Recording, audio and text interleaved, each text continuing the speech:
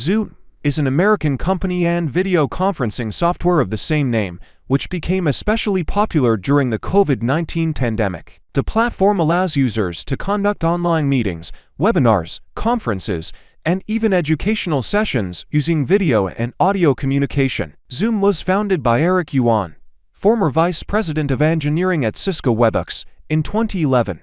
The first public beta version of the service appeared in January 2013. By 2020, the platform has become one of the most popular among users due to ease of use and wide functionality. Eric Yuan, born in 1970, is an American entrepreneur, Chinese origin, CEO and founder of the company Zoom Video Communications, which owns 22% of the shares of its brainchild. Let's turn to his biography. He was born on February 20, 1970, in the city of Tai'an, Shandong Province, the People's Republic of China. Eric took his first steps in business when he was still a fourth-grade student, collecting and recycling construction waste. Yuan graduated from the university with a bachelor's degree in applied mathematics and then continued his studies, becoming a master's degree in mining. He subsequently completed his education at Stanford with an MBA degree. In the 1990s, Eric moved to the United States of America, convinced that the internet and technology would soon radically change people's lives. He had to put in a lot of effort to get to the country of his dreams. Despite numerous refusals, he managed to get a visa only on the 9th attempt. Eric started his career in Silicon Valley in 1997 by joining the Webex team, which was rapidly developing at the time. In 2007, Webex was acquired by the American giant Cisco, and Eric was promoted to the position Vice President for Engineering. While working in this role, he was engaged in software development and closely monitored the needs and requests of users, striving to improve the quality of video conferencing. It was during this period that Eric realized that it was time to implement his own project. After the management rejected his suggestions for improving the Webex service in 2011, he decided to found a startup, inviting about 40 colleagues to cooperate. Together with 40 development engineers, Eric left Cisco to start his own business. However, the startup faced serious difficulties. Investors believed that the video communication services market was already saturated with such projects and were in no hurry to invest in a new product. Nevertheless, by June 2011, Eric had managed to attract $3 million of risky investments. The main investors were Den Xiaonan, Subayar, and other venture capitalists. The idea of creating a video communication platform originated with Eric back in student years. He had to travel a 10-hour distance to meet his future wife, and such trips were very exhausting. Then he began to dream about how he could see his beloved without spending so much time on the road. How the name came about. Initially, Zoom was called Sospi, the buzz of the bee. However, investors found the name absolutely terrible. One of the contributors, Gene Shainman, suggested naming the project Zoom. The author himself did not explain what the name means, but you can find several associations. Approach, proximity. To zoom in the screen means to zoom in on the image, to zoom in on it. When you use the app for in-video conferencing, by opening a window with a speaker, you zoom in on him. Here you can also understand the mission of the service: to make people closer to each other, despite the distance. Consonance with the word Zoomers is the name given to young people who have appeared born in 1997 to 2012. Unsurprisingly, a company focused on the future is targeting Generation Z. How has the company developed? On January 25, 2013, the official launch of the Zoom service took place, which provided the opportunity to hold video conferences with up to 25 people. Already in May 2013, the number of active users of the platform exceeded 1 million. In March 2014, users were able to connect to virtual meetings using toll-free numbers provided by a Voxbone partner. By June 2014, the number of users had grown to 10 million. By the end of 2014, support for the app was extended to gadgets running iOS. In February 2015, the number of users reached 40 million, while 65,000 of them were commercial organizations. By that time, the total duration of all video conferences held on the service was over 1 billion minutes. In October 2015, the maximum number of participants in online meetings was increased to 100 people. During 2015-2016, the app received built-in support, Skype for Business, and integrated with the corporate messenger Slack via Facebook. In 2017, the company's value was estimated at $1 billion. In April 2017, the project team presented Zoom for Telehealth, a specialized online telemedicine application that allowed doctors can receive patients remotely. The first stage of development ended in 2017 with the holding of the event Zootopia, where the startup presented its latest digital products and announced new partnership agreements. Since October 2018, Yuan and his team have been working on the company's new product called Zoom Phone. In addition, the company introduced updated video conferencing rooms of the new Zoom generation. Zoom's popularity peaked during the coronavirus pandemic. By April 2020, the number of users has increased to 200 million. The explanation for this is simple. The whole world has switched to a remote mode of operation. Meetings, lessons, seminars, conferences, and lectures have become possible only online. Users appreciated the convenience, accessibility, and reliability of the service, which provides high-quality video communication. What makes Zoom stand out from other video conferencing platforms? Let's look at the features that make it so attractive to users. Unlimited number of participants in online conferences. Convenient interactive opportunities are provided for each participant using the front-facing camera, showing the contents of the desktop, showing presentation materials, as well as switching between interlocutors, planning and hosting both scheduled and emergency conferences. This flexibility makes the platform suitable for both operational meetings and pre-arranged events. Paid webinar mode. It allows you to connect up to 10,000 users at the same time. During the presentation of the presenters or for speakers, participants cannot turn on their cameras, but they can actively use the chat to ask questions and discuss what is happening. Creation of meeting rooms. Participants can form separate groups to discuss specific topics. Inside such rooms, you can hold private talks with a certain person and then return back to the common room. Compatible with major operating systems, Zoom supports Windows, Mac OS, Linux, Android, iOS, and Chrome OS devices, allowing access to the platform from almost any modern device. Video conferencing. The platform can support up to 1,000 participants depending on the selected tariff plan. Among the features are a screen demonstration, document sharing, and annotation creation right during the meeting. Audio conferences. Participants can join the call either through regular telephone lines or via computer audio. Record meetings. All meetings can be recorded for further review and analysis. Built-in chat allows participants to communicate with each other in real time, exchange messages and files. Security. It is provided by encrypted data transmission and the ability to set a password to protect access to conferences. Integration with external services. Zoom integrates with popular calendars and email clients such as Google Calendar and Microsoft Outlook, which makes it easier to organize meetings and manage your schedule. Multilingual support. The interface is available in various languages, including Russian, which makes it accessible to a wide audience. One of the key features is the possibility of simultaneous participation of a significant number of people, up to 10,000 people at a webinar and up to 1,000 at a regular conference. However, it is important to note that participation in conferences are possible at no additional cost, whereas a subscription will be required to conduct a webinar. Let's talk about competitors. Skype is deservedly called a pioneer in the field of household video calls. It is installed on any popular operating system, and there is also a convenient web version. For an additional fee, users can make calls to mobile and landline phones around the world. A separate product has been created specifically for business users, Skype for Business, which allows organizing conferences with up to 10,000 people. Despite all the advantages, Skype is better suited for personal communications rather than for business needs.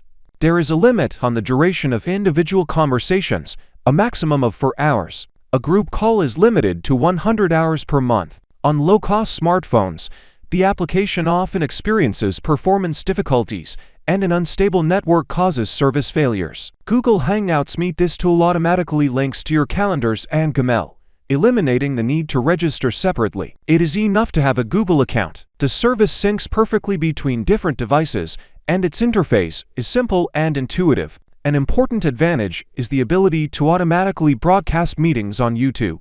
However, the free version limits the number of participants in a conference to 25 people. With a poor internet connection, the image quality deteriorates noticeably. The function is also missing screen sharing on mobile devices. Microsoft Teams, the service, offers live broadcasts for 10,000 invitees, as well as a video conference recording function.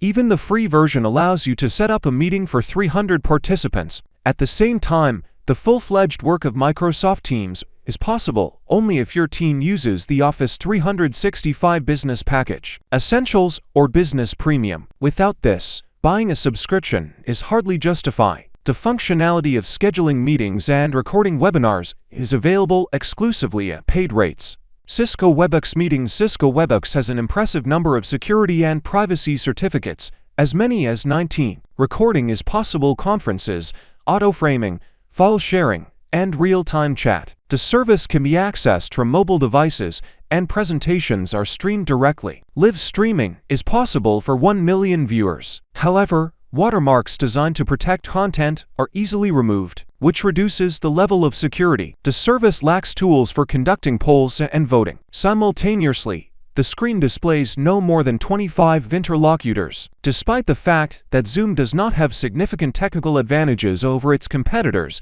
it has rapidly gained the status of a leader in the video conferencing market. Many experts believe that the secret of success lies not so much in the development as in the marketing strategy of the company. Competitors continue to look for an answer to the question, what exactly allowed Zoom to achieve such a level of popularity? Users note that the main factor in choosing Zoom is the minimum signal delay. It does not exceed 150 milliseconds. Representatives of the company itself emphasize that the success of the service is due to its reliability. Users do not need to worry about the quality of communication, because all participants in the meeting hear each other clearly and clearly. The application works stably on mobile devices and provides convenient functionality for showing the screen to all participants. One could argue that services such as Skype from Microsoft have with similar capabilities and without any special difficulties. Nevertheless, as practice shows, functional characteristics alone do not guarantee a leading position in the market. The most important role low latency plays, eliminating out-of-sync of audio and video. Skeptics often compare Zoom to services such as Skype and Hangouts, which, by the way, is not very popular in Russia, offering similar tools for video communication, but most users still prefer Zoom. Rich Kostlow, an analyst at IDC, stresses, the creators of Zoom not only developed a high-quality product, but also successfully promoted it to the market. Today, competitors are trying to unravel the secrets of their marketing success. As the world shifts to remote work, the popularity of Zoom is steadily growing. The coronavirus epidemic has led to millions of people around the world being forced to work from home. Only in about 4.7 million people in the United States, and almost 6 million in Russia, have been removed since February 2020. For many of them, Zoom has become not just a video conferencing tool, but a real workspace. More than 10 million people join Zoom meetings every day. As early as February 2020, the company had more than 200 million daily users, whereas in December in 2019, this figure was only 10 million. For comparison, in March 2020, Skype was used by about 40 million people, while the Zoom audience reached 200 million. It is noteworthy that in 2019, the number of Zoom users was only 10 million. In just a few weeks, the app has been downloaded more than 50 million times from the Play Market App Store alone. And on March 11, 2020, a record number of downloads was recorded, making this one of the most successful days in the company's history. The first problem of the service came to light in 2018, when researchers identified a serious vulnerability that allowed intruders to infiltrate in a conference without authorization, fake messages from participants, and even delete users from the conversation. In the spring of next year, cybersecurity experts discover another hole in the Zoom application for the Mac OS operating system. It turned out that malicious sites could forcibly add users to video conferences and activate their webcams. The problem turned out to be so serious that it even affected those users who previously deleted Zoom from their computer. This forced Apple to urgently release a special security patch. In response to the incident, Zoom changed the system for granting permissions to connect to conferences. However, these incidents have not had a significant impact on the popularity of the service. By the end of 2019, Zoom had become one of the most sought-after business tools and was showing rapid growth. At the beginning of March 2020, the number of new customers increased by 61%, and the company's revenue increased by 88% compared to the previous year. By the end of the month, Zoom even surpassed TikTok in the number of downloads in the App Store. However, a new scandal involving the leakage of user data soon broke out. On April 4, 2020, the media reported that thousands of personal videos shot with Zoom were uploaded to open access for public viewing. The company was accused of neglecting the confidential information of its users. In the context of global self-isolation, many people began to transfer even the most intimate aspects of their lives to video calls, which made this situation especially sensitive. Among the published videos were psychotherapy sessions, medical consultations with patient data, as well as important business meetings containing financial statements of companies. Naturally, these recordings revealed the personal information of the participants, including their faces and voices. Although Zoom does not save videos by default, conference organizers can select a recording option and save materials either on the service's server or on their computer, and participants receive notifications when recording begins. However, many users considered this practice unsafe, although similar actions are possible in other applications using video screen capture. The discovery of the fact that the videos were publicly available caused a wide public outcry, especially considering the fact that Zoom has become the main platform for many American workflows, school activities, and social interactions. Representatives of the company said that the service provides conference hosts with secure methods for storing recordings and detailed instructions for improving call security. They also called on the organizers to be careful and responsible when deciding whether to publish the recordings, warning participants about the possible consequences. Later, Zoom founder Eric Yuan apologized for the insufficient level of privacy and security of the service, promising to direct the team's efforts to correct the identified shortcomings. In his blog, he noted that the service was originally created for a different scale of use, and the sudden shift of most people to remote work led to an unexpected increase in the load on the platform. "We didn't design the product considering that in just a few weeks, every person in the world will start working, studying and communicating from home," Eric explained, adding that new users have started using Zoom in unexpected ways, creating unexpected challenges for the company. With the outbreak of the coronavirus pandemic, Zoom's management has been thinking about expanding the service's capabilities. The idea was to create something more than just a video conferencing platform and offer businesses an innovative way to communicate. The company plans to develop new tools to replace traditional office phones and messengers, introduce artificial intelligence functions to improve the quality of meetings, and use advanced technologies such as virtual reality to create a sense of closeness between employees. So instead of a simple revision with the concept of an office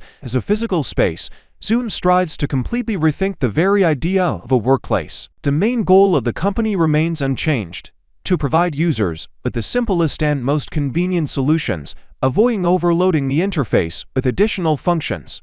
According to Eric Yuan, successful applications should enable the activation of new options at the user's request without forcing them. "If you consciously enable a new feature, you understand how to use it," explains Eric. "That the main thing is to make sure that the video continues to work flawlessly." Eric Yuan aspired to create the best video conferencing service that would become an example for renowned competitors, and he did it well. Smooth operation, simple and logical interface, user-friendly menu, video communication without delay. The opportunity to participate in conferences without authorization is only part of the undeniable advantages of the site. An important aspect of the success of Eric Yuan's platform is the adaptability of the service to the needs of users. We live in a world where working remotely has become the norm, and the need for a high-quality video service has grown many times. Yuan has taken this into account and implemented features that help users make the most of the platform. The ability to record meetings, integrate with popular applications, and intuitive tools for real-time collaboration. Security also occupies an important place in the company's strategy.